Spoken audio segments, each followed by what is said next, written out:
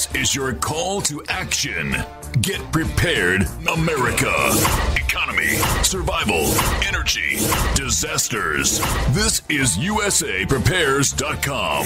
Informative radio, educational radio. Interact now by emailing instructor@USAPrepares.com or text at 434-390-7953. Class, please take your seats. Now, your instructor, Vincent Finelli. Everyone all set? Cocked? Locked? You dial set correctly to USAPrepares.com. Class, today, big story. No, before we get into the big story, Frank Underhill's with us, CEO, Underhill Securities. .com. Tom's producing the broadcast, and we're on for 2 hours today. Link to all of your instructors on the website, usaprepares.com. Meet up tonight. Ziggy's, I'll tell you more about it. Frank Underhill, welcome. Good morning. Morning, Vincent. Glad to be here with you this morning. I was a bit shocked, prior to going on the air, going over our topics, and boy, my heart goes out. Well, I'll tell you what, we'll talk about that in just a minute, and I'll tell you what, we'll talk about that after the first break. But I'd like to share with the class. Currently, there is a lone gunman in Washington D.C. at the U.S. Naval Yard, and at 8:20 this morning, 4 people have been shot. The Navy Yard is on lockdown. This is the Naval Systems Command. Some streets are closed, a bridge is closed. 3,000 people work in this particular building. And the Naval Sea Systems Command is the largest of the Navy's 5 commands. And this command accounts for 1/4 of the U.S. Navy's entire budget. SWAT teams are there, and multiple agencies are responding along with federal and local agencies. So what we have is, at least the report says, that there is a lone gunman, a single gunman, shooting, and there are 4 people have been shot so far that we know of. And a lot of the news sources are saying, you cannot discuss this, you cannot publish this, and you can't, rewrite this without their permission. So here we have news agencies preventing the dissemination of news. And I'll tell you what, when I see these things, Frank, when I see these warnings on the bottoms of websites, I try really hard not to discuss the information on these websites, because if they don't want the news out, and we give credit, and whenever we repost something, we give credit to whoever the author was, or whoever the publisher was, or whatever the website is. We make sure we give them full credit. But if they want to control the news and not allow anyone to disseminate it other than them, we try to stay away from them as much as possible. So there is a link at usaprepares.com, and it talks about this Washington, D.C. Naval Yard shooting that happened this morning. So is it a false flag? I don't know. Is it designed to take our minds off the economy?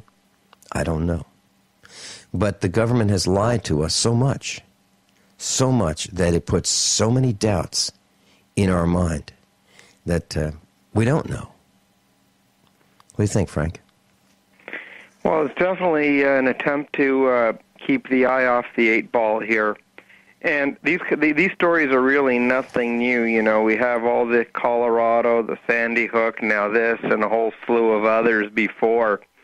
That I think generally people are just getting angry. They're getting PO'd, and they are focusing this anger on things that really upset them. And I think that it's not surprising that you see these kind of events flare up every now and again. And I need to say that, like living in a state where I live, where you have so much misery, so much depression, so much money, people losing money, people addicted to alcohol, gambling, other vices alike, I'm actually surprised we haven't so far, knock wood, have one of these incidents here. But what I think we're seeing is just a bunch of simple anger and outrage. And when I think, though, it will end when the government starts listening to people and instead of dictating to people what they really need. People want freedom. Mm-hmm. Period. We do want freedom. Frank, the latest information. Most of the articles are behind the time. They're saying one person has been shot. Another one says 2. Another one says 3. The latest information is at least 10. At least 10. This is during the time you and I have been talking. It was updated from 4 to 10.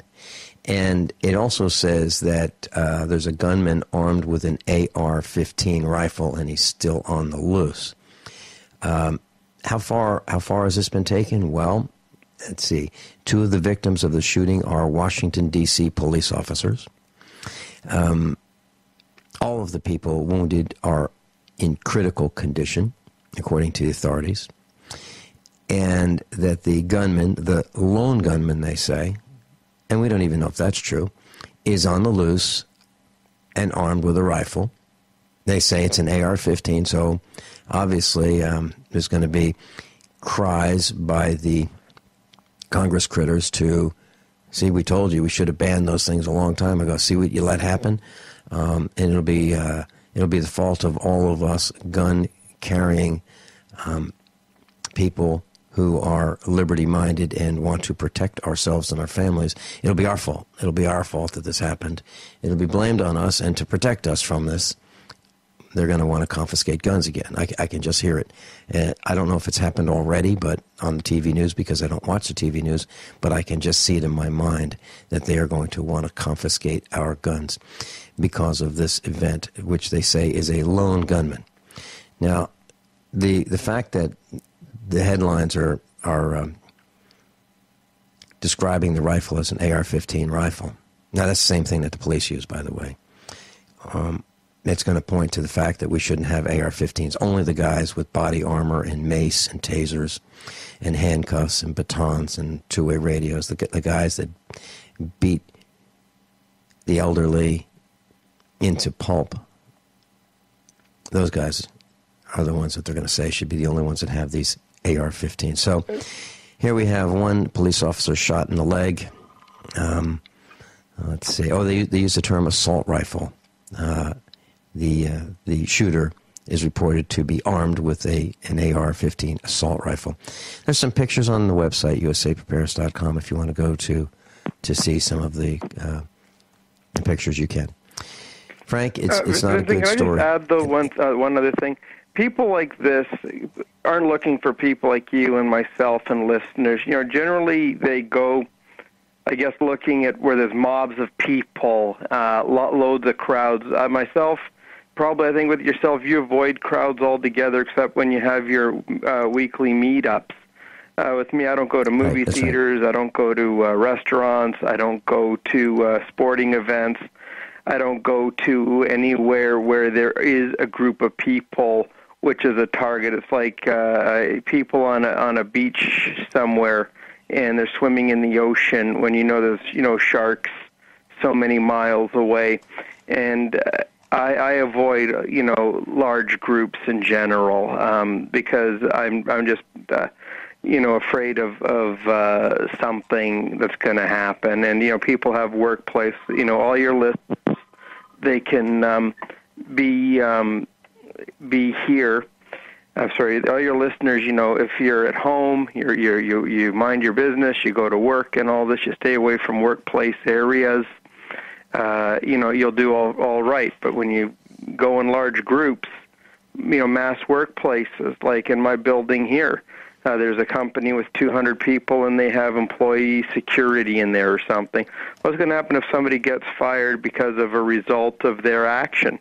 I'm afraid of these people in my building. With myself in my office, just me in here with my helper, and that's it. And I keep all my lights off, and I keep my front door locked, so if anyone does come by, they'll think there's nobody in here anyways. Mm-hmm. Yeah, so what you're saying is you're trying to minimize your visibility so that to increase the likelihood of you going home that night. Exactly. I live like this every day. Mm-hmm. Yeah. Frank, I can tell you that when we traveled to Indiana, several of our instructors traveled to Indiana this weekend, John Dollarhite and Judy Dollarhite, Ken Hurley, I, and a young man, I'm going to keep him nameless, was with us. We didn't feel comfortable traveling through Illinois because we could not have our firearms cocked and locked. We had to separate the ammunition from the firearms, and it was really not a comfortable feeling. I'm actually very surprised that no one was arrested. I told Tom, our producer, at the beginning of the broadcast, we were talking about our weekends, and we have a couple minutes to chat, and I said, wow, it's a great weekend. No one was arrested.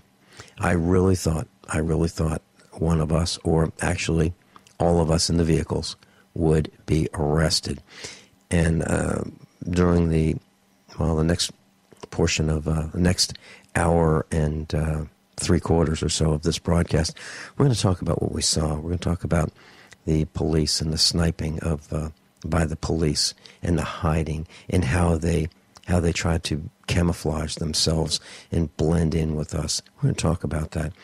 But this shooting in Washington, D.C. is not good. It really is not good. And it looks like it's an individual against the police. Now, that's a Hegelian dialectic that is one of my worst fears. And what I mean by that is, let's say one of us loses it and starts shooting men in blue and women in blue because it seems like they're all the same. And once that happens, that's the beginning of the end, because then the federales can come in and say, you know what, we got to stop this. We've got to stop you two factions from fighting. The guys who are sniping at us with radar guns versus us, and they've got to put the hammer down on us with martial law. Think about that. Frank Underhill, Vincent Finelli, USAPrepares.com. We'll be right back.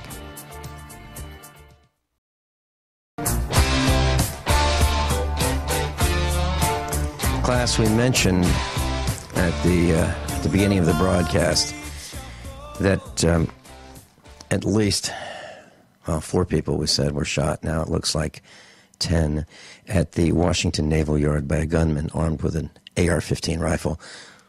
So get ready to hear the news this afternoon and tonight calling for gun control, gun confiscation, gun registration, the removal of assault weapons, and of course we've all been told that to make us safe, these have to be removed from us. Now imagine if there were a gunman.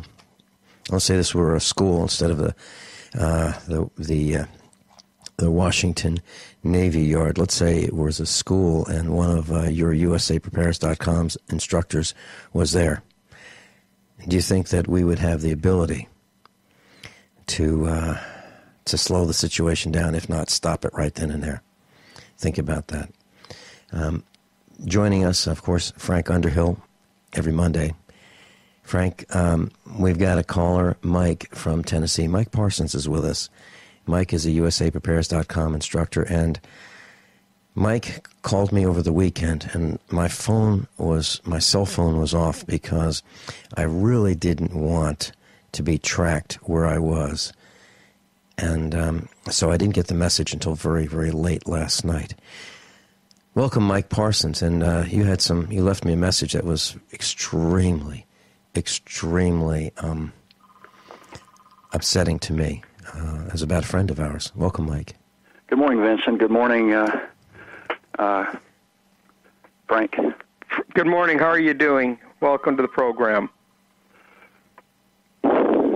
Yeah, the information came as kind of a shock last Friday when we were listening. I listened to both the Power Hour as well as USA Prepares simultaneously and other shows because they overlap. And last Friday morning, Joyce Riley on her program announced that she has what she believes to be breast cancer. And being a former flight surgeon and nurse and having for many years dealt with administering chemotherapy for cancer patients, she has somewhat of a background in what cancer manifests itself in as far as the different types and how to identify it. And she had mentioned she'd also gotten some information to various people that are doctors that specialize in this without doing a biopsy, without doing the invasive types of investigative work. She was able to, as far as she can tell, believe she has a breast cancer. And so she's looking at all natural ways to treat it as opposed to doing any of the Western medicine, the chemo, radiation, and surgery. She's looking at doing just strictly naturopathic means to cure this, and she put out the call to all people. Anything that you know of that would benefit in this area, please let her know, because she's wanting to use this as an opportunity to learn as much as possible, investigate, and put into practice those things that have been proven to work. And I think that my call to you was directed at not only seeking out people within the pack of USA Prepares of knowledge, but also to look at, given the fact that Joyce is a very healthy individual, she eats very healthy food, she doesn't eat the junk food, and she stays clear of all the pollutants and toxins. For her to come up with a breast cancer, I look at, is it possibly one of the people you had on last week, Deborah Travera, I believe. Tavares. I apologize if I got the name wrong. Talking about silent weapons. And for those of you out there who are pure at heart and, people of faith, and you can't comprehend this, and that's normal. But just because you cannot imagine it doesn't mean it doesn't exist. There are weapons out there that have been utilized for a long time that they come up with all the time. Dr. Richard Allen Miller speaks of these from time to time, but they have soft kill and various types of ways to kill people. Now, we know that a lot of times people will die mysteriously in a car crash, and that's what we're led to believe. It's recently come out that Princess Diana was... Mike, hold that thought. We're going to the break, and we'll come back and talk about mysterious accidents and deaths. Mike Parsons. Frank Underhill's with us, and the three of us are talking about a series of events that are very important to all of us. We'll be back. Class, we mentioned during the first two segments of this broadcast that there was a shooting at the Washington, D.C. Navy Yard. Now we have helicopters involved. We have SWAT teams on rooftops. 4 are killed for sure, according to the reports. At least 8 are injured. Now they say it's not a lone gunman. Now this is developing over the last 25 minutes. We said that there were 4 shot, and then it's 10 shot. Now it's 4 killed, 8 injured. So that means that there's at least 12 have been shot. Now we're being told that there's more than one shooter. There's 3 shooters, and we kind of alluded to the thought that we thought that might be the case. And here's what's happening: the 3,000 workers that are at the D.C. Navy Yard have been told to shelter in place. That means they got to stay where they are. And flights have been halted out of Reagan International Airport. Roads have been closed. Fire trucks are there blocking travel. And also, the White House is telling people, us, to listen to the authorities. And I hope you understand what this is all about. what's unfolding is you are being told what to do. And this could be a false flag. I don't know. But I'm suspect of everything that comes out of the government. Everything. Just because they say it doesn't mean I believe it. I listen to it, and then I run it through my processes. Mike, you were talking about people. Frank Underhill's with us, class, and Mike Parsons. Mike had called in to tell us that people have been mysterious. There have been mysterious deaths of individuals in the past, and one of those is a KGB spy. His name was Alexander Litvinenko, and all of a sudden he was poisoned with radioactive material, and he died a couple weeks later, maybe 3-4 weeks later, upon noticing that he didn't feel well. Please continue, Mike. Right, that was where I was going, is just trying to explain to people that are people of faith, that are kind and gentle people, that there are unfortunately evil people among us who think differently. And even though we can't go to those levels, we can't think that way, they do exist, and they are creating these weapons of war. Deborah spoke of the silent weapons for quiet wars, and it's soft kill. Now, I don't know if Joyce's cancer is one that was based on just environmental, or if it's something that was given her, but I know that when you're a Joyce Riley, an Alex Jones, or a Vincent Finelli, and you're a voice out there, and people are listening to you daily and gaining insight and information into the corruption of the government, they'll find a way to stop that if they can, and to the degree that they can do it in such a way that's subtle, that doesn't raise the eye or the concern of the public, like an assassination just outright in the public square.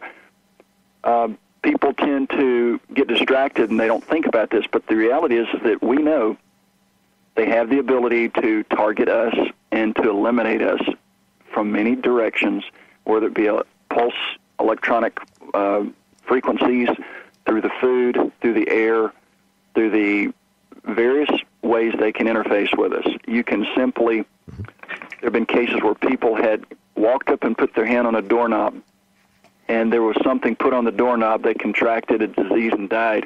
There were nurses back in the 80s when AIDS first came on the scene who dropped vials of blood that were tainted with AIDS, and they reached down to clean them up with paper towels, and they didn't have on gloves. Their hands were chapped, and through that exposure, they contracted the AIDS virus, and they died.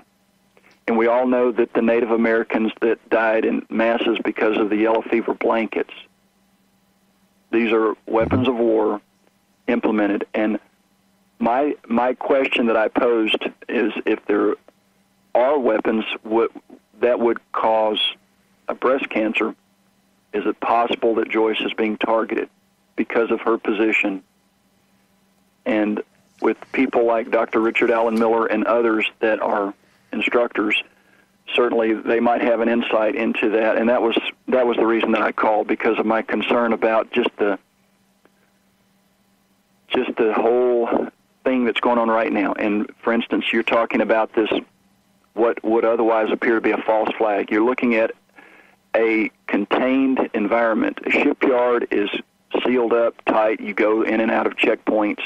And for someone to be able to get in with weapons, multiple people to get in with weapons, Major Nadel Hassan in Fort Hood, they claimed that he was the one that shot all these people, but there were witnesses that said there were multiple shooters, but they hushed that up. How many people can be manipulated into doing things, or such as the guy in Aurora, Colorado that was accused of killing all those people in the theater, but yet he has no memory of it. He was there. He was found in his car by the police, but he was incoherent. Mind-control drugs are real. They can put people into trances where they don't know what they're doing, and then they can be accused. And they will stand accused, and they will be thrown into the system, whether they're... Frank, Mike, hold that thought for just a second, please. Could I just throw the name Bob Chapman out there? All right, that's where we're going. That's exactly where we're going, Frank. Latest update, 4 dead, 12 injured, okay? 4 dead, 12 injured, 3 gunmen go on a rampage at the Washington Naval Yard. 1 takes a hostage after being surrounded. Another one is on the loose, and a third has been shot dead. So one of the shooters has been shot dead, according to the latest report. Frank, you're right on the money. And here's what I'd like to share with everyone. And I'd like, Frank, your comment as soon as I finish with this couple of thoughts. 1, there are people who are involved with USAPreparedness.com who have died. Derry Brownfield was the first. Derry Brownfield sent me, I invited him. Derry Brownfield is a farmer in Missouri, a cattle farmer. And he sent me a letter on a Friday afternoon thanking me for inviting him to be the keynote speaker at Get Prepared Expo #1. He said he and his wife are looking forward to it. This is something, a document that I prize. A letter from Derry Brownfield to me, a man that I considered a hero. I used to listen to him on the air when I lived in Virginia. A brilliant speaker, and he exposed Monsanto and what was happening in farming. He's a true patriot. He was a true patriot. He sent me a letter on Friday afternoon. He hand-typed it himself, put it in the envelope, sealed it, put it in the mail, went home and died the next day. Then, of course, there are 2 instructors at USAPreparedness.com whose wives have cancer, very, very serious cancer. It is so serious that neither one of these 2 individuals has been to the Get Prepared Expos nor been on the radio with us because they are 24/7 taking care of their wives. Okay? And then Bob Chapman. Bob Chapman died of pancreatic cancer. So, Frank, would you like to talk about that for? Well, the case with Joyce Riley and Bob, they both happened very sudden. Yes. And they're both very close as well, too. Yes. So maybe there's just something bigger at play here.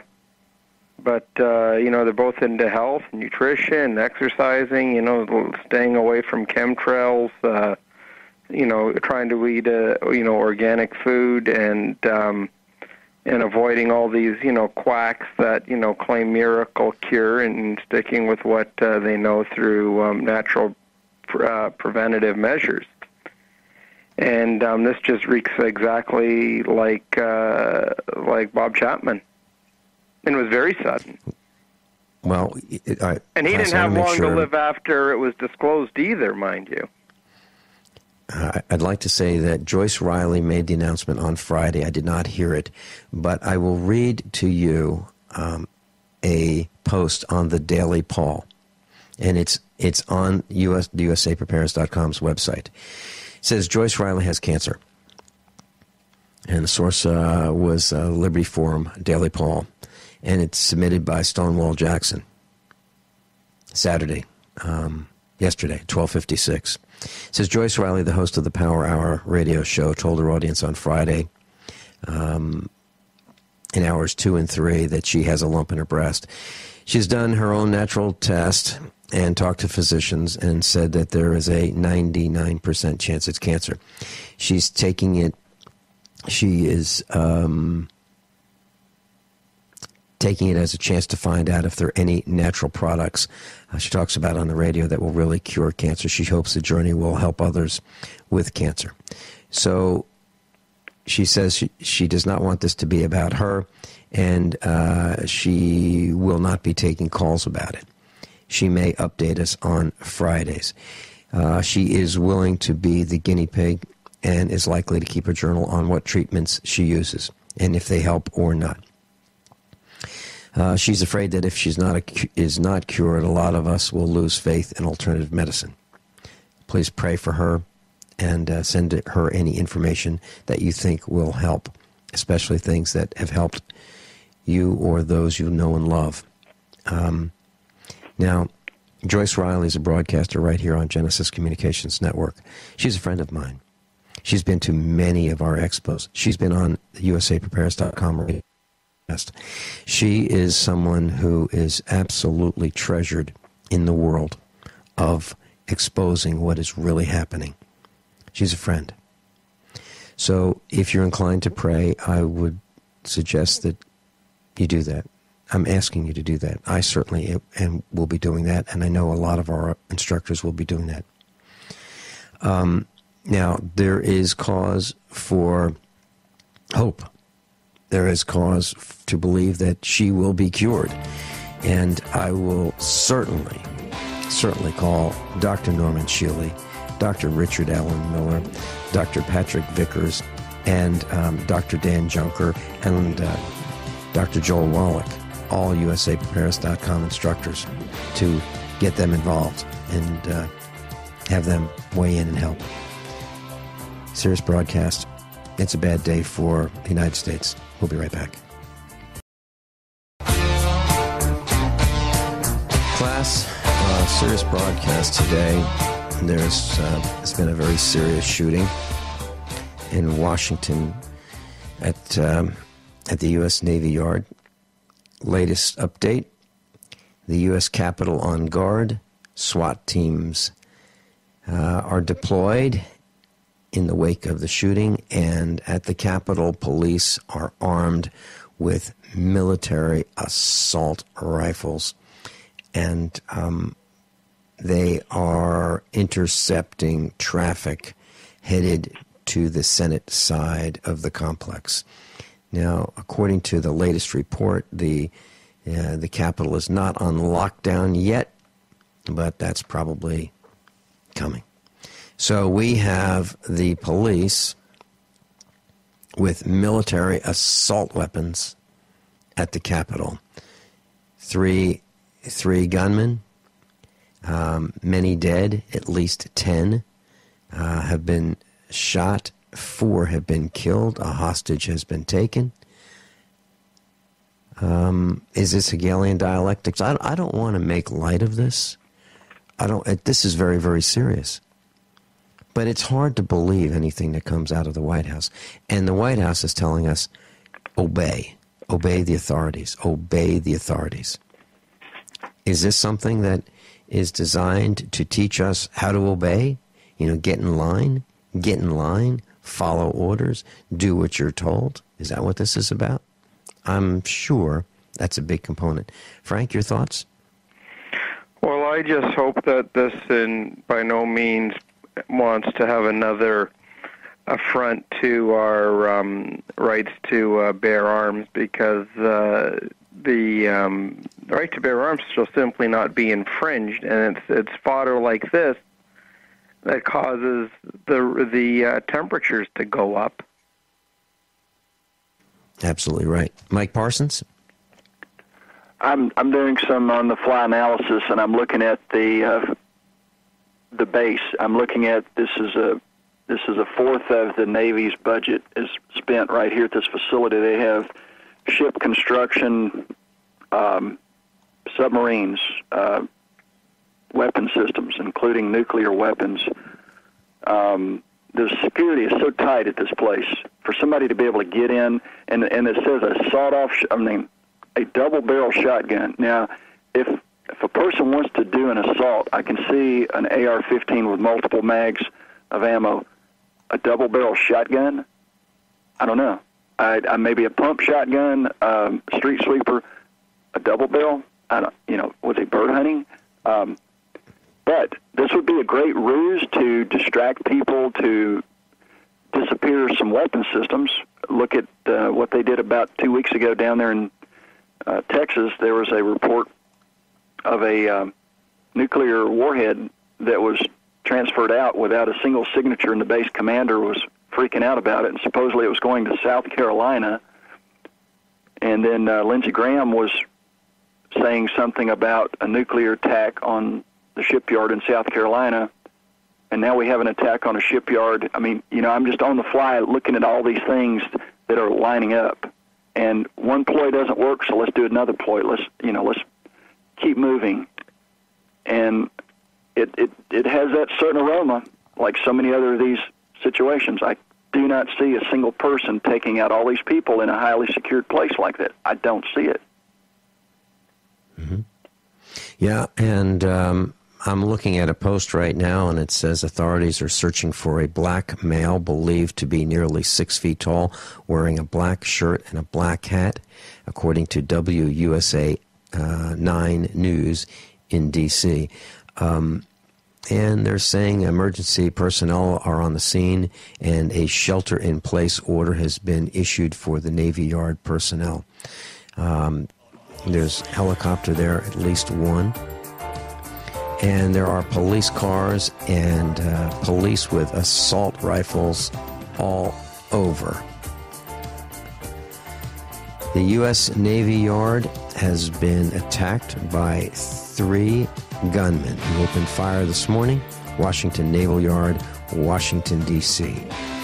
There are at least 10 been shot, probably 12, and 4 dead. We'll talk more about it on the other side of the top of the hour news and break, and we'll continue to bring the latest developments right here at usaprepares.com. I'm Vincent Finelli. This is your call to action. Get prepared, America. Economy, survival, energy, disasters. This is usaprepares.com. Informative radio, educational radio. Interact now by emailing instructor@usaprepares.com or text at 434-390-7953. Class, please take your seats. Now, your instructor, Vincent Finelli. Watch the greenbacks tumble. Everyone all set? Cocked? Locked? Here we go. Very sad day. Very sad day for the United States of America. So far, it looks like 4 dead, 12 injured, 3 gunmen go on a rampage at the Washington Navy Yard, Washington, D.C. 1 hostage taken after he was surrounded. I'm assuming it's a he. Another's on the loose, and a 3rd has been shot dead. Helicopters are in the air. Fire trucks are there, blocking roads. Police, SWAT-type vehicles are there. Emergency response teams are there. The police have assault weapons, military weapons. Wonder where they got them. Is this Hegelian dialectics? Is this a staged event? But I can assure you this. I feel bad for those who were shot, injured, and killed. I certainly do.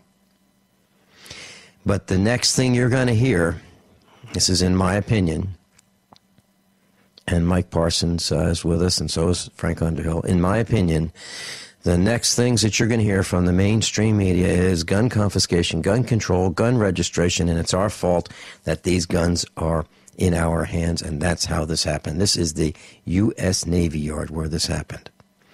And I'd just like to say who usaprepares.com is, for those of you who are new to this class. I spent the weekend with John Dollarhite, Judy Dollarhite, a young person who will remain nameless, and Ken Hurley, and we went to an event in near Indianapolis, in Indiana, at a farm event to come to the rescue of a farmer who's under siege by the Michigan Department of Natural Resources. It was a long drive out. It was a long drive back. All of us were exhausted when we got to the farm last night. We had dinner, late dinner. John Dollarhite drove all the way back, drove to the farm, drove to his residence. First thing this morning, he called me up as I was preparing for the broadcast. He said, "Here's the latest news. U.S. Navy Yard is under siege by a lone gunman." And so he rang the alarm, okay, as I was preparing for the broadcast. Frank Underhill joined, and so did Mike Parsons. That's who we are at usaprepares.com. Welcome, gentlemen. Thank you, Vincent, for having us. Frank, do you have any thoughts on the latest updates? 4 dead, 12 injured, 3 gunmen going on a rampage. And, initially it was 1 gunman an hour ago. An hour ago it was 1. And the death count is increasing, the injured count is increasing, and the number of shooters is increasing. Pictures are on the website if you'd like to see it, class, usaprepares.com, page 1, top post is about this. Well, I do have a thought, Vincent, and you just talked about this place under siege, but I think when you look at the bigger picture, the United States of America is currently under siege. Mm-hmm. We have so much law enforcement here, so many laws, so many police committing crimes against citizens. The other day, old age couldn't kill a man that's 107, but a police bullet did. And I think this is only one aspect of the bigger picture. And I really think that a lot of this is designed to minimize or even possibly eliminate our Second Amendment rights. Well, I could not agree more. Mike Parsons, what do you think? I was listening to Frank earlier, and he made the comment, what if this was a guy that was working on the inside doing something right? The shooter is actually the good guy, and he's being targeted when he was possibly trying to prevent something, or he was framed. There was a movie or a series that I saw earlier this spring and summer called Last Resort. You had mentioned you got the video series and watched it. And it had to do with the captain of an Ohio-class ballistic submarine. Those are the ones that carry the intercontinental ballistic missiles, and they can attack multiple targets simultaneously.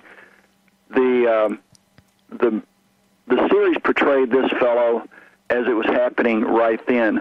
But if you didn't watch the series, if you'd only listened to what the news would have reported, you would have thought that some lunatic rogue captain has taken control of a United States nuclear submarine and is threatening the world, when in reality, because you saw the series and you saw it from the aspect of the captain, you saw that he had been sent a message via back channel communications, which was not secure, directing him to launch a nuclear warhead against the country of Afghanistan and take out a city. And when he tried to verify this order through proper channels, then he was fired upon by the United States military, and he was able to evade that attack. But then another ship fired a nuclear warhead on Afghanistan, and they accused him. And if you haven't seen the series, that would be something for people to watch, because it shows how that you can be framed for not doing something that you're not supposed to do. You can be given an unlawful, illegal order, and then when you reject it, then they've got it laid out. The scenario is programmed and in place so that they can in turn frame you as the perpetrator regardless. And that could be what's going on here, because nobody gets on that base except military and people that are allowed to bring those weapons in, because they go through metal detectors, folks. They're not coming in and out with anything other than a plastic lunch pail, unless they're in the office and that area is cordoned off. Unless this is an office place shooting, I don't see it. You got nuclear weapons on the facility, folks. You're not getting in there with a weapon. You can't even get in to see the Springfield area chief of police if you have a cross pen in your pocket because of the metal content in the pen. You're going to have to empty your pockets out, and it will have to be inspected and detected to make sure it's safe for the police to let you in to see the police. So you're absolutely right. A double-barrel shotgun. I have not seen that post, Mike Parsons, but a double-barreled shotgun's got a lot of metal. It's got a lot of metal. That's on CBS, and it's a link that is carried on Infowars.com right now, and just reading down through the article, it talked about a double-barrel shotgun. And I don't know if anybody, law enforcement doesn't carry double-barrel shotguns. Don't know. The significance of that is kind of interesting because of the fact that the only people that I know that carry double-barrel shotguns are bird hunters and or people that have antique rifles. I don't think they even make double-barrel shotguns anymore. I don't believe they've been around for a long time. Well, you can get an over and under, for shooting skeet and trap. Correct. But you're talking about a side-by-side. I haven't seen one in a long time, like a stagecoach gun. I haven't seen one in a long time. Correct. And most of your police and military and, people that are wanting to put out mass amounts of lead downrange are going to use a semi-automatic street sweeper, which is a shotgun that might have a long tube underneath it that would hold a dozen or so rounds, unless they're confusing that street sweeper with an over and under. I can't imagine why a person wanting to inflict harm would have a double-barrel shotgun, as you mentioned, a skeet trap type rifle. That would be over under. Latest reports: 4 killed, 8 injured. I mean, these reports keep changing. Washington Post is saying. They said 3, now they're saying there are 2 shooters. They're saying, the news is saying that 1 shooter has been contained, not in custody, contained. I guess that means surrounded. It's another news report saying Washington, D.C., the Navy Yard is like a war zone. SWAT teams are there. They're deployed to the Capitol. And the flights are halted at Reagan International Airport. What is this class? This reeks of Hegelian dialectics. It really does. It reeks of an exercise. So let's see how well we can respond, because there are fire trucks, there are police cars, there are SWAT vehicles, there are helicopters, there are assault troops on the roofs of buildings. This is not a good thing, and I know. Let me say it a different way. I know that what we're going to hear next is gun confiscation, gun control, gun registration, and that it's our fault that too many Americans have these weapons in their possession. And I'd like to share something with you. Gentlemen, I know you both weren't there, but I was on a hayride, or a wagon ride, I should say, at this farm in Indiana over the weekend, where we were taking a tour of this farm. This farm was roughly a mile by a mile. That's a pretty large farm. And so to take the tour, a whole bunch of us got on this horse-drawn wagon, and we went past the hen houses. We went past the free-range hens. We went past all the yard animals and the buildings and so forth. And the question came up, how many people are armed on this wagon? Now, I was the only one who was visibly armed. I had my .45 at my side, and anybody could see it. And I had permission to do so. There were at least 9 handguns on that wagon, and mine was the only one that was visible. So these are farmers, class. Farmers are armed, and they are defending your liberty, and they will protect you. George Washington was a farmer. Thomas Jefferson was a farmer, and a lot of others are farmers. Tom, am I hearing the introduction? Yeah, we are. I am. Okay. Mike Parsons, Frank Underhill, and... Okay, class, the latest reports are 4 dead, 12 injured after two gunmen go on a rampage at the Washington Navy Yard. Now, it used to be 3 gunmen, now there are 2. And I don't know if it's because one has been killed or whether they're just saying that there's 2. The information is changing, and it has been changing for the hour and 24 minutes that we've been on the air. But expect gun confiscation, gun control rhetoric ramping up very quickly. And I'd like to share this with you. And we've got Mark from Pennsylvania on. He'll be on in just a second. Class, I just received a text message from one of our class. And it's a reminder, an accurate reminder. And it goes something like this. Remember, the big push for gun control this fall, that Joe Biden said there's going to be a big push for gun control this fall. Now, gun control means that we don't get to have any, that they do, that we don't get to have them. Mark the Spark, you are on with Vincent Finelli, Mike Parsons, who's on hold, and Frank Underhill. Good morning, Frank. Morning.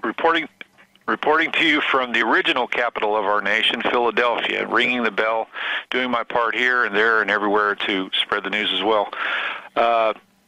Interesting that not long after Philadelphia was the capital, it was moved to that place known as D.C., which many people do not know. It's a reclaimed swamp. Therefore, I put forth that anybody that goes there, lives there, hangs out there for any period of time, or co-mingles with those sorts that live in that dark place, I call those people the creatures from the Black Lagoon. They have no soul, they have no conscience, and they seem to be very high on hurting people and warmongering. So I don't trust anything that they say. So interesting that coincidentally, and I do not see this as, I don't see it as a coincidence. I'm just saying that, but because these things from from the federales, they're controlling and influencing everyone at the state levels, at the higher levels, to act on their behalf, and namely, this latest go round with the at the last minute. Losing HB 436, the Missouri's Second Amendment Preservation Act, which many very learned people were saying that it's the most powerful legislation to come from any state in a long time. Not just because of the Second Amendment, but its ties to the 10th Amendment and nullifying federal gun control laws. So what's interesting, Vince, is that you go further down that rabbit hole and you say, well, what happened? What happened at the last minute, seemingly, was that Koster, Missouri Attorney General Koster, spoke up, and he was beating the drum and firing up the local Missouri law enforcement to go against HB 436, and you wonder why. Well, when you go further down, the local Missouri law enforcement's response was, well, it would make us feel awkward, or it's kind of inconvenient for us to have to arrest those federal agents because, sometimes we have to work with them. Sometimes we partner with them. Whoa, do they ever partner with them? Here's why. When you look into the Missouri asset seizure and forfeiture law, if only local Missouri law enforcement is involved in seizing and forfeiting assets, all those proceeds have to be turned over to the Missouri Department of Education. However, if a local Missouri law enforcement entity invokes the participation of an outside authority, such as a federal agent or agency, ATF, what have you, then that local law enforcement entity gets 80% of the proceeds, and their partner in crime, wink, wink, nod, nod, gets 20%. So I do not understand how local law enforcement in Missouri can basically compromise Missouri state borders and Missourians. What do you have to say about that, Vince? Well, it's hard to disagree with anything you've said, and here's why. I have been ringing the alarm that I believed that there was a bounty on the theft of our firearms from the citizens by the police, and I believed that there was and I said something like probably $500, but I couldn't prove it. And Mark, you just nailed it. You just nailed it. Class, we are talking about terror at the U.S. Navy Yard in Washington, D.C. Currently, it looks like 4 dead, 12 injured, after now they're saying 2 gunmen go on a rampage. And one is barricaded. Now one is barricaded in a historic building, and the other may still be on the loose. And here's the here's something that I read. Helicopters are in the air. SWAT teams are on roofs. SWAT team vehicles, police vehicles, fire vehicles, emergency response unit vehicles. I mean, it looks like a combat zone. No question about it. Here's something I'd like to read to you again. And this is on one of the news reports. It says one suspect has been described as a black male, believed to be nearly 6 feet tall, wearing a black shirt and a black hat. And this is from WUSA 9 News in D.C. Now, the reason I'm saying that is because, is that something that might fit a number of people, that description? Does that description cause anyone who sees a black male to say, there he is, there he is, there he is? Could that cause somebody to get shot who has nothing to do with any of this? I believe that's the case. I believe that really is the case. That this could get an innocent person, someone who's just walking down the street, who doesn't know what's going on, says, geez, there are a lot of ambulances here, a lot of fire trucks here. I wonder what's going on. There's a couple guys on the roof with assault rifles, military weapons. The military's here, SWAT team vehicles here. I wonder what's going on. Imagine what could happen to that individual if he fit the description of being black, being nearly 6 feet tall, and wearing a black shirt and a black hat. Gentlemen, what are your thoughts? Why don't we start with you, Mike Parsons? I'm just processing this as we go. I remember the Aubrey Callaway situation, the FedEx pilot who was fixing to be fired, and he tried to overtake the crew on the FedEx flight, and they were able to subdue him even though he was armed with a spear gun and a hammer and other tools that he used against them. And, of course, then it wasn't so much that he was a black guy, but he was a disgruntled employee. But, of course, you remember out in California not too long ago, there was an officer who exposed some corruption within his department. He was framed, he was fired, and they went out on a manhunt trying to find him, and in the process they shot multiple people because they said, well, we thought that was him, including 2 white women driving a totally different vehicle. But, yeah, people will react, and hysteria does take people over. I'm looking at a photograph taken, and the interesting thing is they're saying the Navy shipyard, and this is a photograph taken this morning, and I see a scene in front of a CVS pharmacy, a woman, what looks like she's performing artificial respiration on a man laying flat on the ground, and another person crouched down beside, and then a military person in fatigues with a rifle standing off to the side, and then some guy with crime scene tape in a suit and tie putting up crime scene tape around this as everybody's just walking by. This appears to be so staged. This has all the earmarks of a staged, like a training drill. And, of course, they are running training drills right now in Washington, D.C. for gun confiscation along the eastern coast, are they not? Yeah, and I'm looking at exactly the same image, the same photo, if you will. Yeah, I see a drill going hot, folks. Yeah, well, here's what I'm seeing. I am seeing the man in military uniform. It looks like he's got body armor on. He's got his fatigues, his boots, his black boots, pants tucked into his boots. He's standing watching. Okay, but there's a man or there's a person down on the sidewalk, back facing up, lying down, face up on the sidewalk. It really looks like a civilian is trying to rescue him, bring him back to life possibly. Another civilian right next to him, another civilian at his head, another civilian standing, and then some authority with the crime tape. It doesn't look like there's a single person trying to help this victim who is on the government payroll at this time. They look like civilians to me. Now, maybe they're government employees, but they're not police. They're not EMT crews in EMT uniforms. They look like civilians. Mike, do you agree or disagree? Is it in front of the CVS pharmacy photo? Yeah, yes. Yeah. Sure. And it looks like his right foot is missing a shoe, and the shoe on the other foot's loose. And the thing is that if there's an active shooting going on, how far away could this person be from where the shooting is, and why is this person with this rifle, clearly military, not pursuing the shooter? Why is he standing back observing?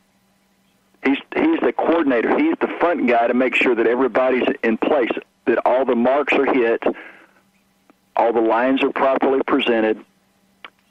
He's like the director. I guarantee you this guy is a director. It's a staged event. And I see another. Yeah. Mike, there's another photograph of this from a distance, and you see two guys in white shirts with, they look like they are government employees on duty who are armed. They look that way. I can't tell for sure. They've got straps over their shoulders. I don't know if they're weapons or shoulder holsters. I can't tell from this distance. But it really looks like it's a calm situation, Mike. Yeah. Except for this, one military guy who looks like he's standing near the victim. And it goes against the thought of shelter in place, where they'd be telling everybody to take cover. Everybody's just kind of moseying around. Well, gentlemen, this is like just history repeating itself. There are two other shooters, if you can remember, not too far from your stomping grounds, Vincent. John Muhammad and Lee Malvo, they had an M16 rifle doing the same thing, too, in the D.C. area. So could this possibly be a copycat situation? We don't know, but what we do know is that they said that it's a black male, and I'll tell you what, it would not be a good place to be a black male with a black shirt and a black hat on in this area. And an AR-15 rifle. Well, I'm just saying any black male, it would not be a good place to be, because that person might be mistaken by anybody as being. Well, yeah, and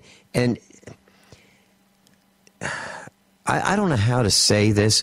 I'm not trying to say that it was a black male. I'm saying the media said it was a black male, and it would be a bad thing to fit the description that was published, that who the authorities are looking for. The authorities are looking for a black male, about 6 feet tall. And, boy, I'll tell you what, if I were one, I would not want to be there, because I would be afraid I'd be shot by accident or by mistake, or maybe even on purpose. It's a horrible situation. Absolutely horrible. We're talking about Washington, D.C., the Navy Yard, where there has been 4 confirmed dead, according to this one report, 12 injured, 2 gunmen now. It used to be 3. And it says one of them is barricaded in a historic building and the other may still be on the loose. Now, how can that be? How can one may be on the loose? Helicopters, ATF, special forces, special ATF team that dealt with the Boston bombing in the airport are sent to the shooting site. How did they get from Boston to here? We've only been talking about this for an hour and 45 minutes. How could that happen? It really, this thing does not add up. Mike, do you think it adds up? No, it seems to have that certain aroma that seems to surround all of these staged events, and they put their actors in place. They run their scenarios like the Boston bombing drill. Where did they get all the wheelchairs all of a sudden? If you've got people being rolled out that have legs amputated, the worst thing you can do is elevate the torso. You lay the person flat down to prevent the blood from draining out, and of course, the one video showing the guy pushing a guy's prosthetic leg back on, that was classic. But I don't know. You've got the information here that they're printing, and I'm sitting here in the Memphis, Tennessee area, and I've scanned the local ABC, NBC, and CBS affiliates on the TV, and there's nothing going on right now. Nothing. It's there's Wheel of Fortune. There's other game shows. Price is Right. Nothing about this. I'm just wondering if this is something that's basically a staged event that they're trying to target to the right time, and at 12 noon, that's when they'll come out and tell everybody that, the information that they want, depending on the outcome of how the scenario plays out. Let me read the headlines of some of the posts on the internet right now. 4 killed, 8 injured. 2 shooters. Was 3. 1 shooter's dead. And the shooter's described now as a bald black man dressed in all black. 3,000 workers have been told to shelter in place. At least 2 cops are among the victims.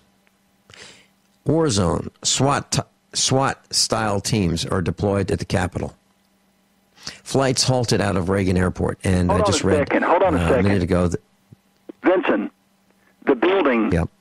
The building where this occurred, I'm searching on the internet for this building where this occurred, and this has the, gosh, I just lost it here. This is a very important, I'm sorry.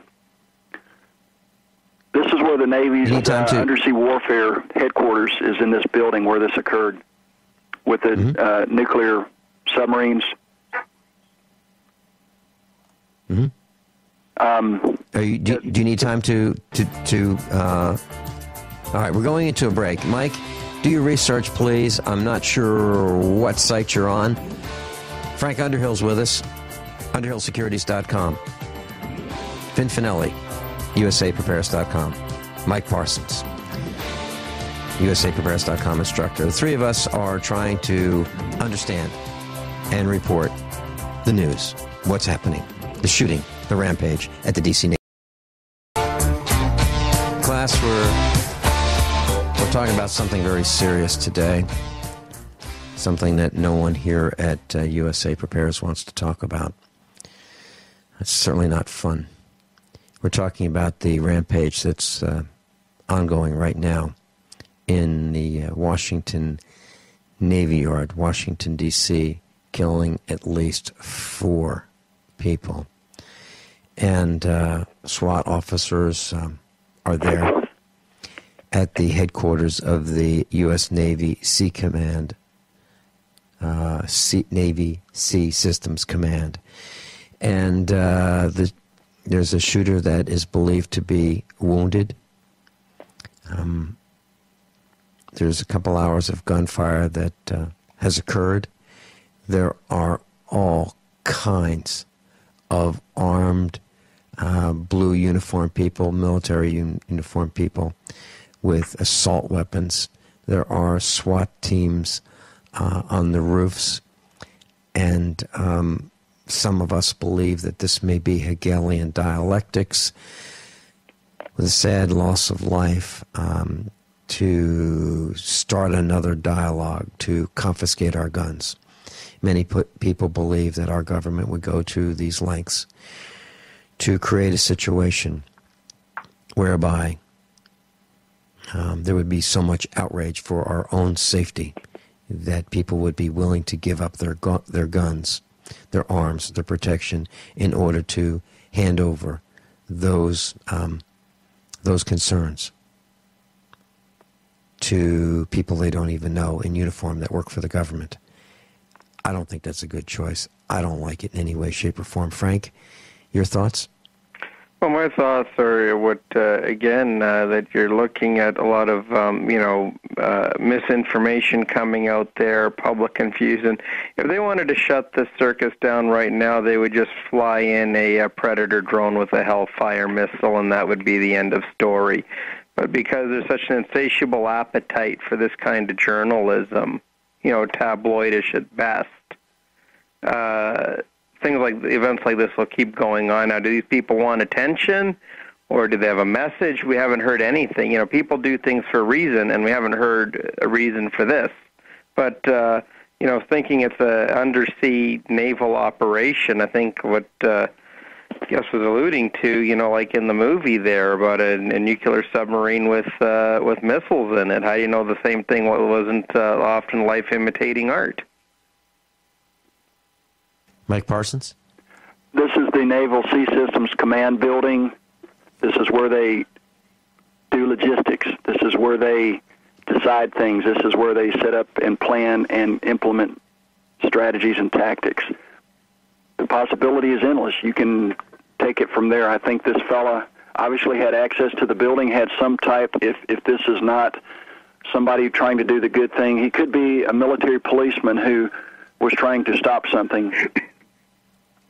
We don't know at this point, but the reality is that only those people that had clearance can get those types of weapons in there, but this apparently looks like, for all practical purposes, not a very secure place, but to get into the areas where there are more sensitive materials, such as the nuclear weapons, they would have had to go through layers and layers of fencing and such. They wouldn't have gotten there. But just the photograph, what looks like a staged event of the scene down on the street and people casually walking by, I don't see it. It's got a lot of feel like a Robert Ludlum novel. This is what I'm seeing unfold. Like Bourne Identity, Bourne Supremacy, Jason Bourne. That's what this is looking like, or Manchurian Candidate-ish sort of event. Guys, people are going to judge us by what we've said today, and I welcome it. I absolutely welcome it. And we're going to find out, and it probably won't be for a year or two, whether we were right or not, whether this was really an attack, a terrorist attack, or whether we did it. But we're going to find out. And judge us. Please judge us based on what our intuition, our gut feel has taught us. Please do. And so far, 4 dead, 12 injured. And I'd like to thank Frank Underhill, UnderhillSecurities.com, for being with us. And this is not what we had planned to talk about today. I'd like to thank Mike Parsons for calling in. And I'd like to thank John Dollarhite of Dollar Value Computers here in Springfield for calling in and alerting us. That's who we are here at USAPrepares.com. Pay attention to the news. Decipher it for yourself. Class above all, honesty and integrity. What happens next?